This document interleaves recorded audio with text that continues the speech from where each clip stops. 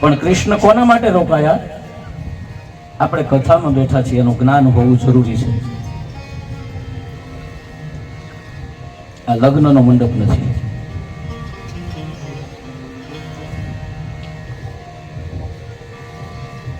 પ્રભુ રોકાય છે કોના માટે?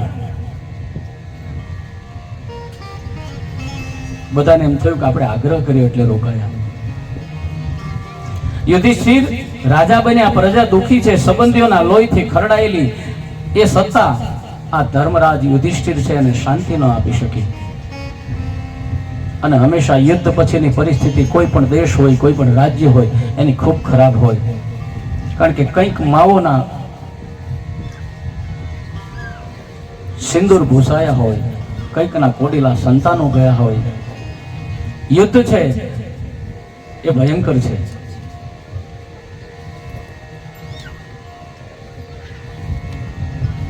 યુધિષ્ઠિરને જીત્યા પછી પણ શાંતિ નથી. મારી સત્તાની આ લાલસાએ આજે મને દુખી કર્યો છે.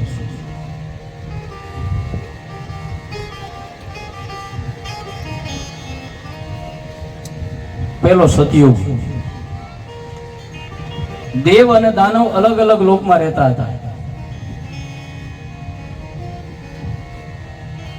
આ 4 યુગ છે ને, આપણા 4 યુગનું અંતર બતાવવામાં આવ્યું છે.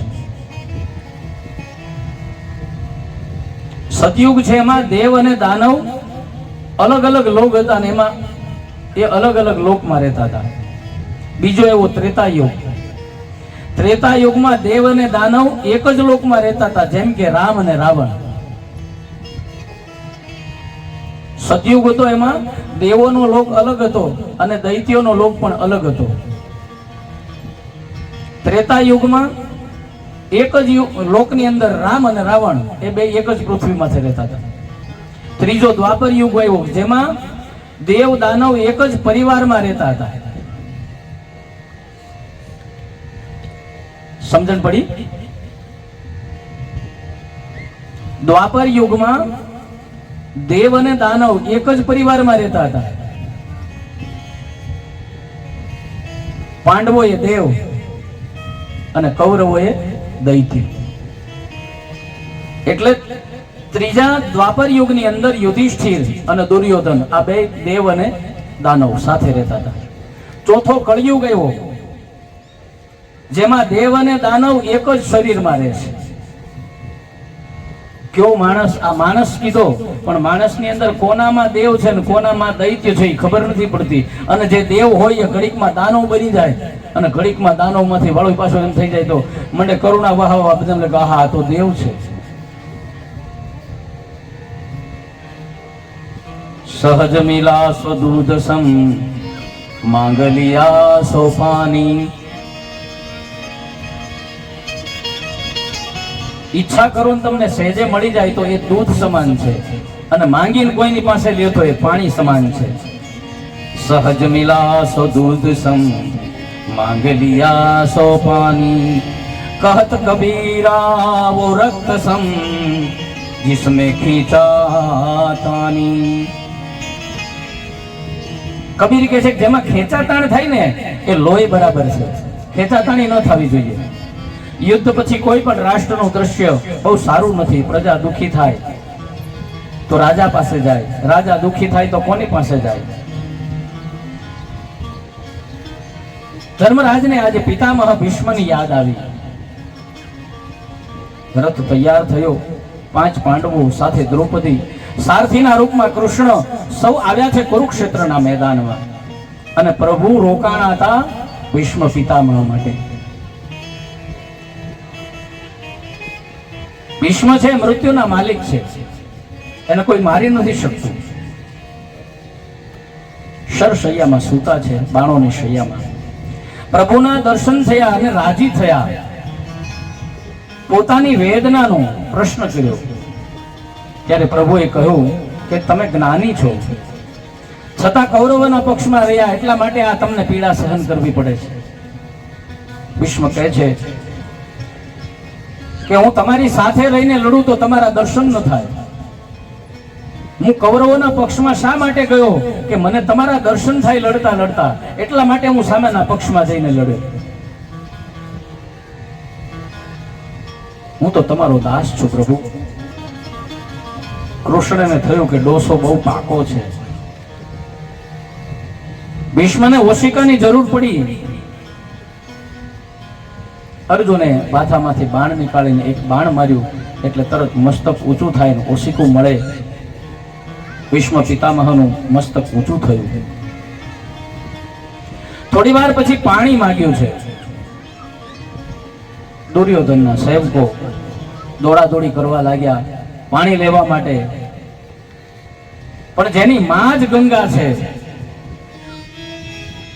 અને જેનામાં તાકાત છે એવો ગાંડીવધારી અર્જુન છે, એને માથામાંથી બાણ કાઢી અને માં ગંગાને પ્રાર્થના કરી કે દેવી સુરેશ્વરી ભગવતી ગંગે ત્રિપુર તારિણી તરત રંગે શંકર મૌલી વિહારિણી વિમલે મમમતી રસ્તામ તવ પદ કમલે હર હર ગંગે હર હર ગંગે.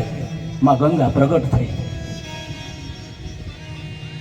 અને સીધી તારા ભીષ્મના મુખમાં.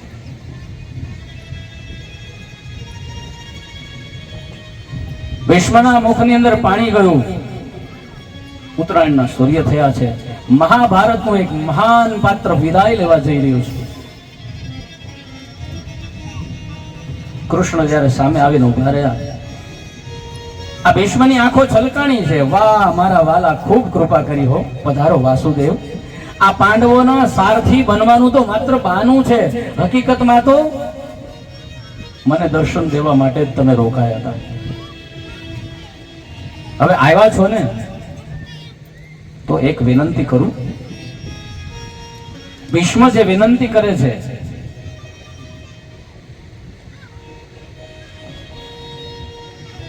સદેવ દેવો ભગવાન પ્રતીક્ષામ કલેવરમયાવદીદં હિનોમ્યહમ પ્રસન્નઃ સુરણલોચન ઉલ્લાસન્મુખાંબુજો જ્ઞાનપત ચતુર્ભુજો પ્રતીક્ષામ. હવે આવ્યા છો તો રાહ જોવી પડશે. હું જવા નહીં દઉં. ભક્તની આ તાકાત છે, ભગવાનને રોકી શકે.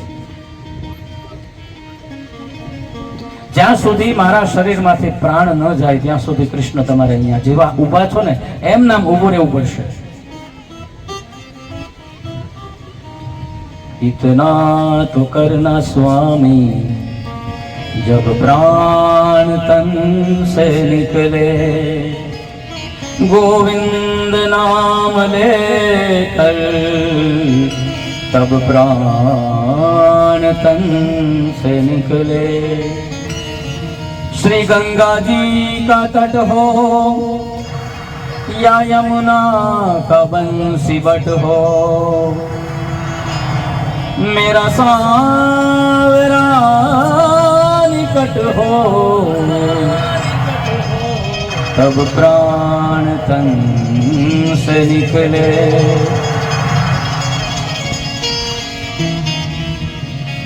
પછી યુધિષ્ઠિરને ધર્મનો ઉપદેશ કર્યો અને અંત સમયે પ્રભુની જે સ્તુતિ કરી એને ભીષ્મ સ્તુતિ કહેવામાં આવે છે. ઇતિમતિ રૂપ કલ્પિતાં વિતૃષ્ણા ભગવતી સાત્વત પુંગવે વિભુમ્ની સ્વસુખ મુખ ગતે કચિદ્વહરતુ પ્રકૃતિ મુપેયુષિયદ્ભવ પ્રવાહ. ભીષ્મ કૃષ્ણને કહે છે સ્તુતિ કરતા કરતા કે હે કૃષ્ણ, હું એક કુંવારી કન્યાનો પિતા છું અને મૃત શૈયા ઉપર સૂતો છું. મરતી વખતે મને ચિંતા થાય છે કે હું મરી જઈશ તો મારી દીકરી કુંવારી રહેશે. આ વાત માન્યામાં આવે ખરી? જે લોકો ભીષ્મને જાણતા હોય એનું નામ આર્યવ્રત હતું.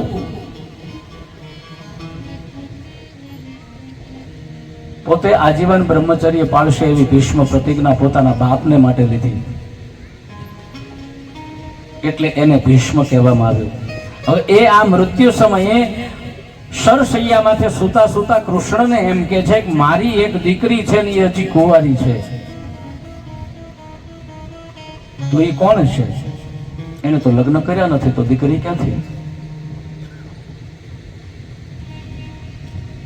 અરે હજી મેં એને પરણાવી નથી. બધાને આશ્ચર્ય થયું કે આ આજીવન કુંવારા રહેવા વાળા અને વળી આને દીકરી ક્યાંથી?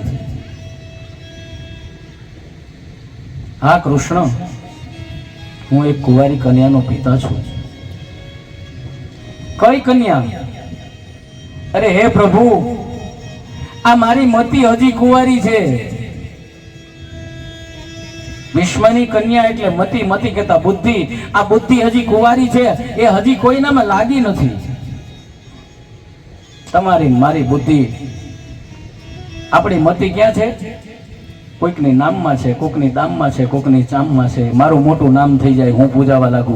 કોઈકને એમ થઈ જાય કે મને બહુ પૈસા મળી જાય, હું મોટા બંગલા બનાવું, ગાડીઓ કામને દેખાડું. જે મતી, જે બુદ્ધિ ભગવાનમાં લાગવી જોઈએ, એ મારી તમારી બુદ્ધિ લાગતી નથી. ભીષ્મ કહે છે કે એ કન્યા કુંવારી છે, હું એને તમારી સાથે પરણાવવા માંગુ છું. ત્યારે કૃષ્ણ કહે છે કે તમે તમારી દીકરીને પૂછ્યું છે કે હું એને ગમું છું? જો તમારી દીકરીને હું ગમતો હોય તો એ સંબંધ પાકો થાય. તમારી દીકરીને હું ગમતો ન હોય તો કેવી રીતે લગ્ન શક્ય બને? ભીષ્મએ કહ્યું કે હા, તમે એને પસંદ છો. કન્યા વર્યતે રૂપમ. કન્યાને શું જોઈએ? વર રૂપાળો હોવો જોઈએ, હેન્ડસમ હોવો જોઈએ. માતા શું જોવે? તો કે વિત્તમ. મારો જમાઈ પૈસા વાળો કેટલો છે, ઘરે નોકર ચાકર બધું હોવું જોઈએ. ત્યાં જઈને મારી દીકરી કઈ કામ નહીં કરે.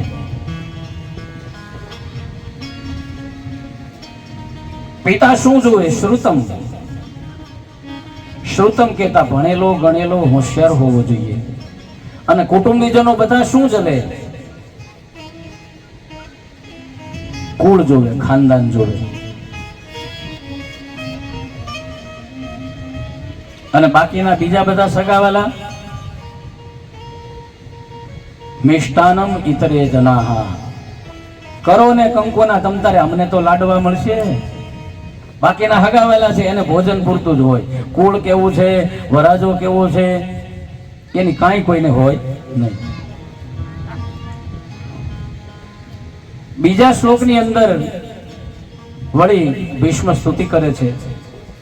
ત્રિભુવન કમનમ તમાલ વર્ણમ રવિકૌરવરાંબરમ દધાને વપુરલ કકુલામ વૃતાનનાબ્જમ વિજય સખે રતિરસ્તુ મેન વંદ્યા.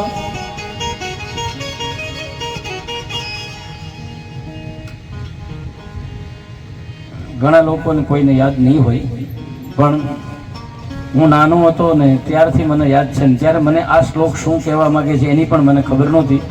પણ મારા પિતા શ્રી નંદલાલ બાપા છે ને, જ્યારે જમવા બેસે ને ત્યારે આવી રીતે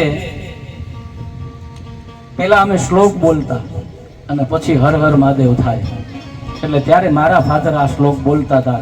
ત્યારે મને આ શ્લોકની ખબર નહોતી, પણ જ્યારથી કથા શરૂ કરી અને ભાગવત વાંચવાનું શરૂ કર્યું ત્યાર પછી આ શ્લોકની કિંમત સમજાણી. ત્રિભુવન કમનમ તમાલ વર્ણ રવિકર ગૌર વરાંબરમ દધાને વપુરલ કકુલા વૃતાન નાબ્જમ વિજય સખે રતિરસ્તુ મેન વંદ્યા. મંત્રનો અર્થ શું થાય? ત્રિભુવનમાં આપના સમાન કોઈ સુંદર નથી. ભગવાનના ગુણો છે. તમાલ પત્રના સરખો શ્યામ વર્ણ છે. સૂર્યના કિરણા જેવું પીળું પિતાંબર ધારણ કર્યું છે. સુંદર કાળા કાળા વાળ છે. હે પાર્થના સખા, મને તમારામાં રતિ થાય છે. હવે તમારા ચરણોમાં વિરામ જોઈએ. પ્રભુ આ બધું જ મેં હવે કૃષ્ણમાં લગાડ્યું છે. ઉત્તરાયણના પવિત્ર સમયમાં ભીષ્મએ દેહનો ત્યાગ કર્યો. પ્રભુમાં એકાકાર થયા. પાર્થિવ શરીર ઉપર આકાશમાંથી પુષ્પની વૃષ્ટિ થઈ છે. કેટલો પવિત્ર માણસ હશે.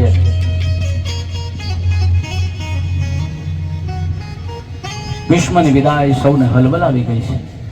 સૌ રડી પડ્યા. સ્મભુનું સ્મરણ કરવાથી દુઃખ દૂર થાય. રાજા યુધિષ્ઠિરે પિતામહના દેહના અંત્યેષ્ટિ સંસ્કાર કરાવ્યા. મુનિવૃંદો પોતપોતાના સ્થાને પધાર્યા. આ યુધિષ્ઠિરનો મોહ છે એ નષ્ટ થયો. તેને સમજાયું કે આ જગત સ્વતંત્ર નથી, પણ પરમેશ્વરને આધીન છે, પરમેશ્વરની ઈચ્છાને આધીન છે. એને એમ હતું કે આ મેં કર્યું છે, આ યુદ્ધ મેં કર્યું છે, એટલે એને ભ્રાંતિ મનમાં થતી હતી, દુઃખી થતો હતો. હવે લોકો સુખે રહેવા લાગ્યા છે. ધર્મરાજા ધર્મનું રક્ષણ કરતા હતા. હવે પ્રભુ ફરીથી દ્વારકા જવા માટે તૈયાર થયા અને સૌને વિદાય લેવા માંડ્યા. ભગવાનનો વિરહ કોઈથી સહન થતો નથી. કથા પૂર્ણ થયા પછી પણ જો સાચી શ્રદ્ધાથી કથા સાંભળી હોય ને તો એક અઠવાડિયું તો આપણને કથાનો પણ વિરહ લાગે છે. ભલે અહીંયા ભગવાન નથી આવ્યા, ભાગવતમાં સ્વરૂપમાં ખાલી આવ્યા હોય તો પણ આપણને એમ થાય કે આહા, કેવા કથામાં જાતા હતા અને કેવી ભગવાનની કથા સાંભળતા હતા. એટલે જ્યાં પ્રભુ પોતે હોય અને એ જાય તો વિરહ ક્યાંથી સહન થાય. અનેક પ્રદેશોને પસાર કરતા પ્રભુ દ્વારકામાં આવ્યા. શંખનો નાદ થયો. શંખનાદ સાંભળતા સૌ વર્ષમાં આવ્યા કે પ્રભુ પધાર્યા. પુષ્પની વૃષ્ટિ થઈ. વાજિંત્રો વાગવા લાગ્યા, ગાંધર્વો ગાવા લાગ્યા. કૃષ્ણ પ્રથમ માતા પિતા પાસે જઈને વંદન કર્યા, પછી પોતાના ભવનમાં ગયા. પતિ દર્શનથી સર્વે પત્નીઓ છે પ્રસન્ન થઈ. સુજી કહે છે કે હે બ્રાહ્મણો, થોડા સમય પછી ઉત્તરાના ઉદરથી પરિપૂર્ણ માસે જેમ કાષ્ઠમાંથી અગ્નિ પ્રગટ થાય એમ પરીક્ષિત મહારાજનો જન્મ થયો. પાંડવો રાજી થયા કે અમારા વંશને આગળ ચલાવનાર બાળક આવ્યો. બ્રાહ્મણોને બોલાવ્યા છે, જાત સંસ્કાર કરાવ્યા. બ્રાહ્મણોએ ભવિષ્ય કથન કર્યું છે. ભગવાન વિષ્ણુએ ઉદરમાં દર્શને આપ્યા હતા, તેથી એનું નામ વિષ્ણુ રાત પાડવામાં આવશે. પ્રભુને ઉદરમાં જોયા હતા એટલે બહાર નીકળીને એની આંખો છે એ ચારે બાજુ જોવા લાગી કે મને આમાં ક્યાંય ભગવાન કેમ દેખાતા નથી. મેં જે ઉદરમાં માના ઉદરમાં જોયા હતા એ ભગવાન મને કેમ દેખાતા નથી. એટલે એ કોઈને શોધે છે, એટલા માટે એનું નામ પરીક્ષિત રાખવામાં આવ્યું.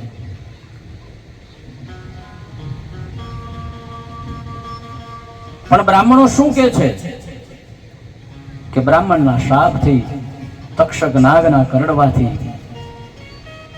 એનું મૃત્યુ થશે. પાંડવોને ચિંતા થઈ કે અમારા વંશમાં બ્રાહ્મણના શ્રાપથી અમારા બાળકનું મૃત્યુ થાય, એવું અમારું બાળક છે કે જે બ્રાહ્મણોનો અપરાધ કરશે. બાળકના જન્મ સમયે મૃત્યુની ચર્ચા થાય. પાંડવો ચિંતિત થાય. મૃત્યુ થશે એટલા માટે નહીં, પણ અમારું બાળક એવો તો કયો બ્રાહ્મણનો અપરાધ કરશે કે જેથી કરીને બ્રાહ્મણ એને શ્રાપ આપે. અમારા કુળમાં આવો કોઈ જન્મ્યો નથી.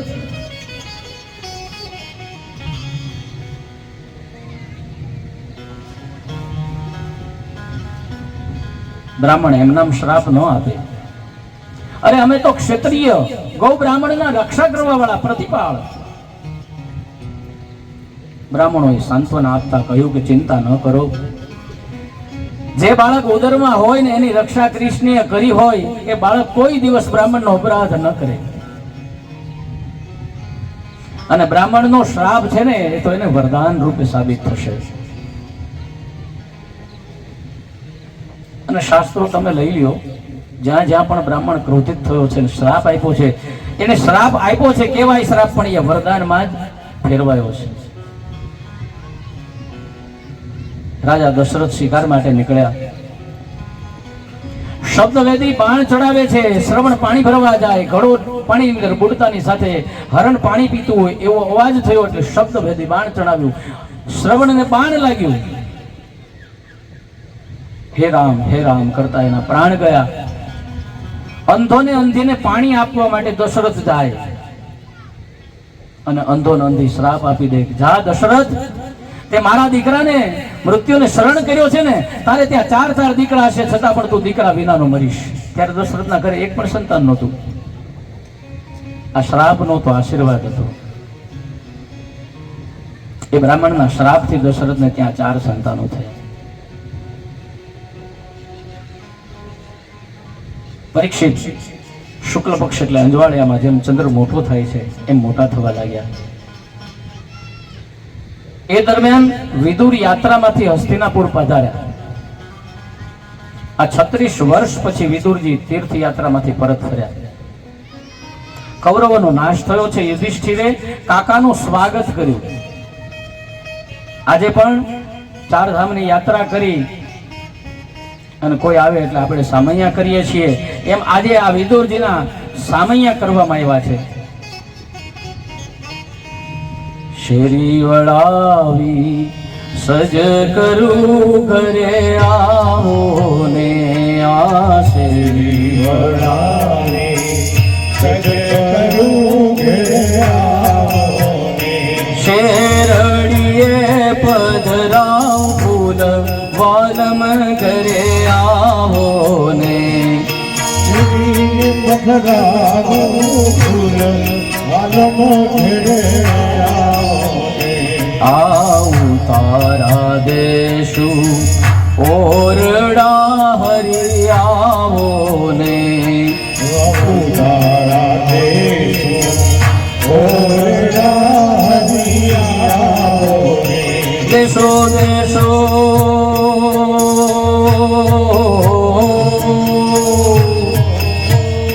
દેશો દેશો મેળે નામોલ હરી ઘેરે આવો ને, દેશો દેશો મેળી ઘેરા મોલ હરી ઘેરે આવો ને, આ શેરી વળાવી સજ કરું રે હરી આવો ને, શેરી વળાવી સજ કરું હરી આવો ને.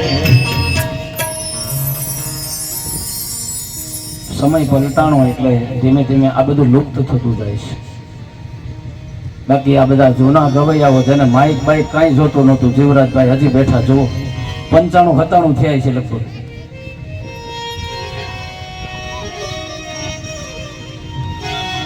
એ ચોરે ગાતા હોય તો આખા ગામમાં સંભળાતું હોય. આ આવા ગળા હતા.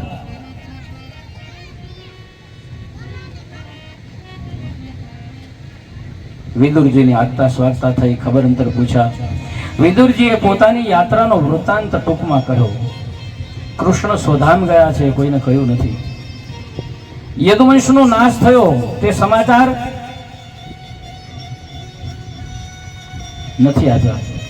ધર્મરાજની પ્રાર્થના અનુસાર કેટલોક સમય તેની સાથે ગાળ્યો. પછી પોતાના ભાઈ ધૃતરાષ્ટ્રને પણ મુક્ત કરવાનું વિચાર્યું અને ધૃતરાષ્ટ્ર અને ગાંધારીને એકાંતમાં કહ્યું કે જે ભીમસેનને મારી નાખવા માટે થઈ અને તમે જે કાવતરાઓ કર્યા છે એ જ ભીમસેનના હાથનું આજે તમને ભોજન ઝેર જેવું નથી લાગતું? વિદુરજી કહે છે કે હવે તમારા કલ્યાણની વાત કરું છું, હવે તો વનમાં જાવો, હજી શું અહીંયા દાટ્યું છે? આ તે કેવી જીજી વિશા. અને ખરેખર ઘણાને ઘરમાં પડેલા જોઈને આપણને એમ થાય કે હજી આને ઘરમાં હું હશે એટલી બધી મમતા. આવી રોડી મજાની કથા ચાલતી હોય તો ઓટો તોડે પણ કથામાં ન આવે.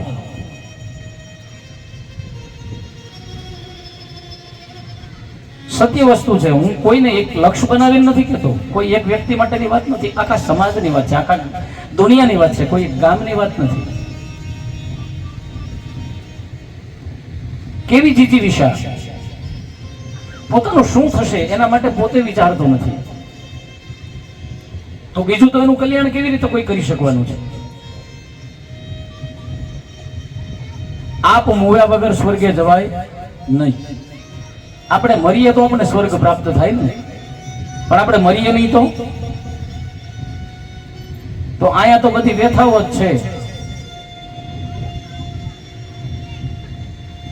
હાડ થાય તો ઘરમાંથી હજી નીકળતા નથી. ધન્યવાદ છે એની સહનશીલતાને.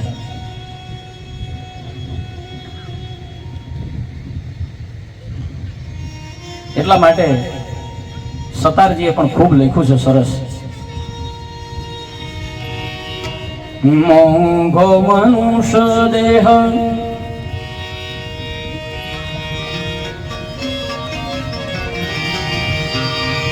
ઊંઘો મનુષ્ય છે ફરીને ફરીને નહીં મળવાનો એ ભાઈ તું ભજીને કીર્તન ભાઈ તું ભજી લે કીર્તન જૂઠી છે કાયા જૂઠી છે માયા જૂઠો કુટુંબ પરિવાર જૂઠી કાયાને જૂઠી છમાયા જૂઠો કુટુંબ પરિવાર રાજા ગોપીચંદ અને ભરથરી રાજા ગોપીચંદ અને ભરથરી છોડી ગયા ઘર-બાર છોડી ગયા ઘર-બાર એ ભાઈ તું ભજી લે કીર્તન એ ભાઈ તું ભજી લે કીર્તન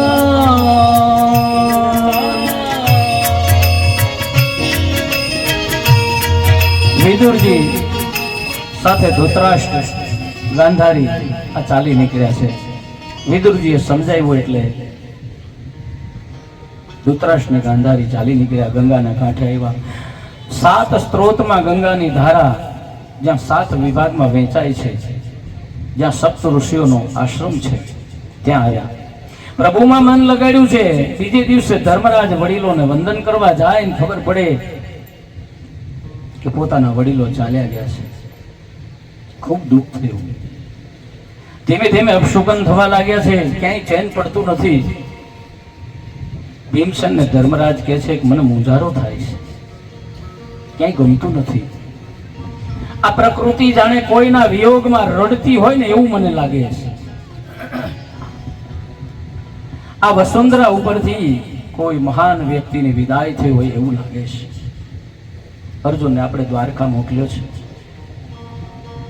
ઘણા સમયથી આ કૃષ્ણના કઈ સમાચાર નથી અર્જુનને 6 માસ જ રોકાવાનું કહ્યું હતું એના કરતા વધારે સમય વ્યતીત થયો હજી અર્જુન પાછા નથી આવ્યા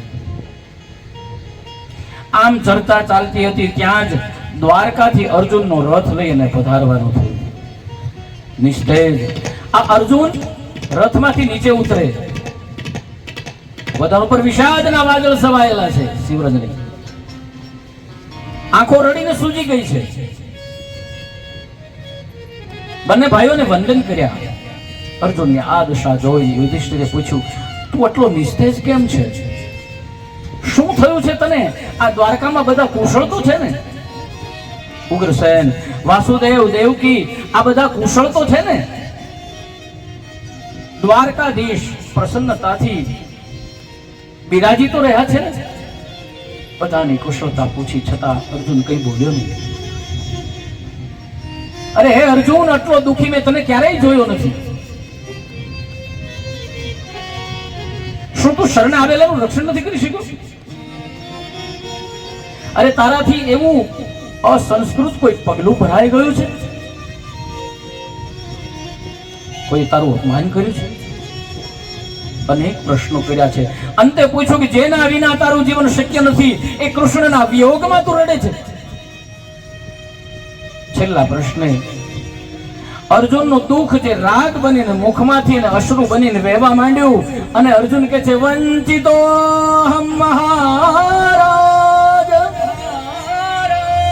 હરિનામ બંધુરૂપિણા येन मे पह्यतं तेजो देव विस्मापनम् महत् यस्य क्षणवियोगेन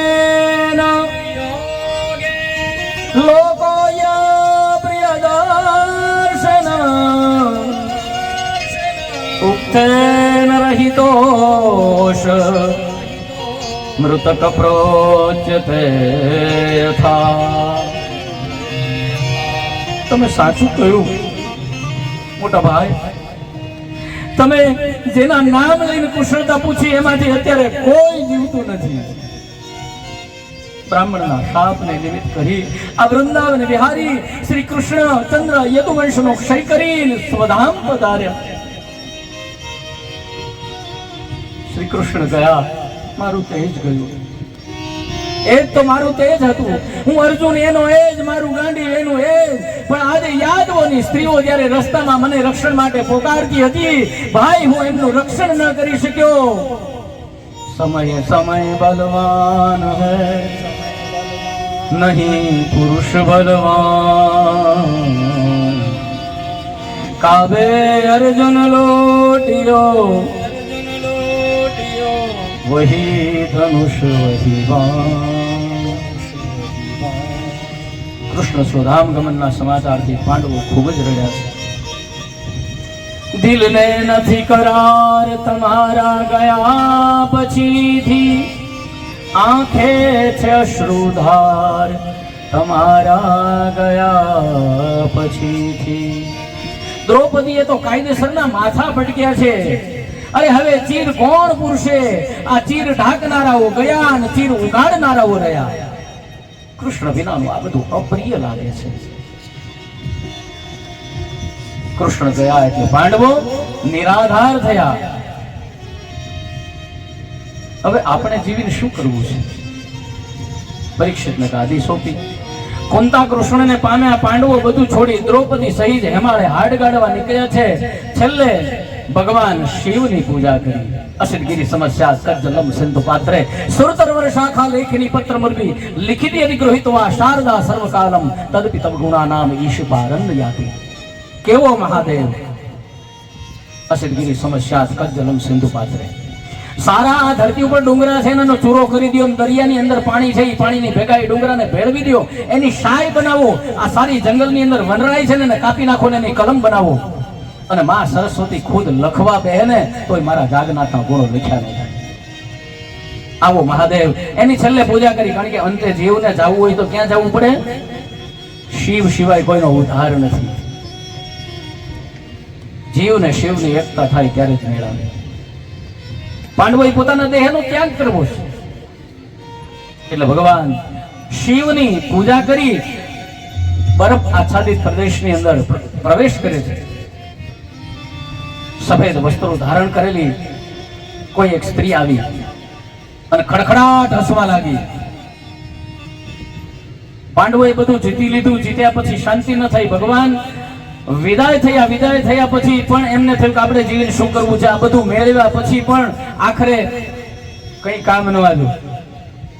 અને છતાં હેમાળે પોતાના શરીર ગાળવા માટે નીકળ્યા અને ત્યાં કોઈ એક સ્ત્રી આવીને ખડખડાટ હસવા લાગી. કોણ છે આ સ્ત્રી?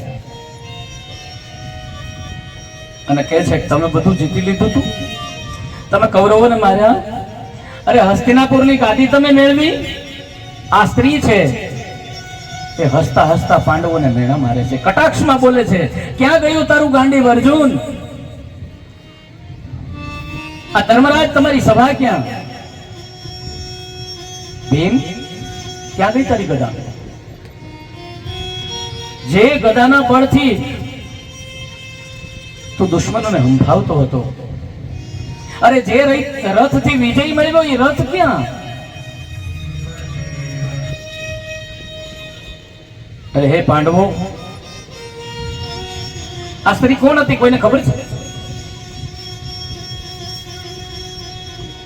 આ સ્ત્રી કહે છે કે હે પાંડવો, આ જગતના બધા રાજાઓ લડી લડીને મરી ગયા મારા માટે. તો આ મા પૃથ્વી અનેક આવ્યા ને અનેક ગયા, કોઈથી કોઈની થઈ નથી, કોઈથી થવાની નથી. આટલું કઈ સ્ત્રી અંતર્ધ્યાન થઈ ગઈ. અને એટલા માટે રાજા ભર્તુહરી છે ને એને પોતાના વૈરાગ્ય શતકમાં લખ્યું છે, જુઓ ઉત્પત્તિના સમયથી સુધી આજ ધરણી. આ પૃથ્વી ઉત્પન્ન થઈ ને ત્યારથી વિચારી લ્યો જે રાજાઓ છે એના માટે. જુઓ ઉત્પત્તિના સમયથી સુધી આજ ધરણી, ગણિકાની પેઠે અગણિત ધણી સાથે પરણી. થવા એના સ્વામી નરપતિ સદા તલસતા, અહો તેવો સેજે નથી હૃદયમાં લજ્જિત થતા. બનાવે પૃથ્વીને વર્ષ કંઈક લાખો થઈ ગયા.